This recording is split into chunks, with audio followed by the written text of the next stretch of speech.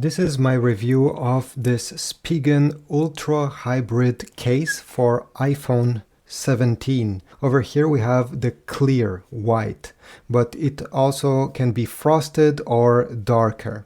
Putting the phone inside of the case, it's quite easily. You simply have to align one corner and then with your thumb press on the three other corners, and this is about it. Removing the case takes a bit of effort, so you have to try to bend one side and then you'll be able to take it out. It could be easier, but this is because there's not much flexibility in the case itself. It's quite rigid, especially on the sides. As you see here, it's quite hard to bend.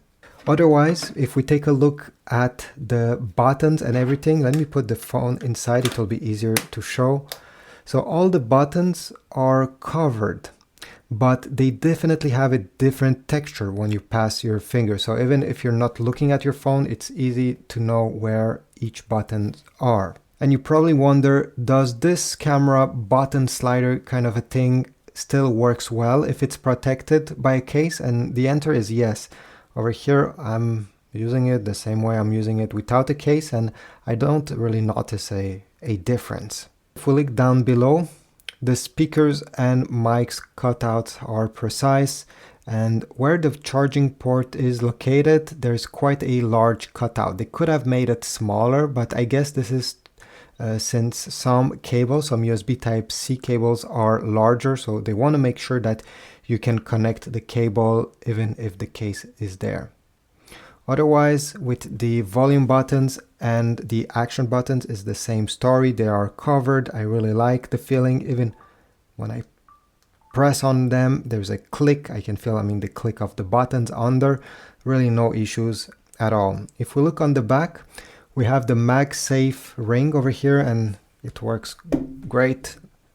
Let me just drop it on a MagSafe stand over here, and yeah, this is pretty strong, probably as strong as when it's connected to the iPhone, maybe even more. And around the cameras, the case is slightly raised, not by much, but it is. So when you have the case down on a table, the camera lens doesn't enter contact with the surface of the table.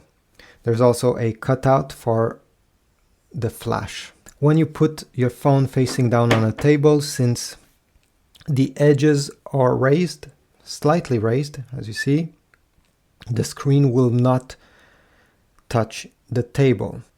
Now, they say that this case is anti-yellowing, since almost all clear cases are getting yellow over time.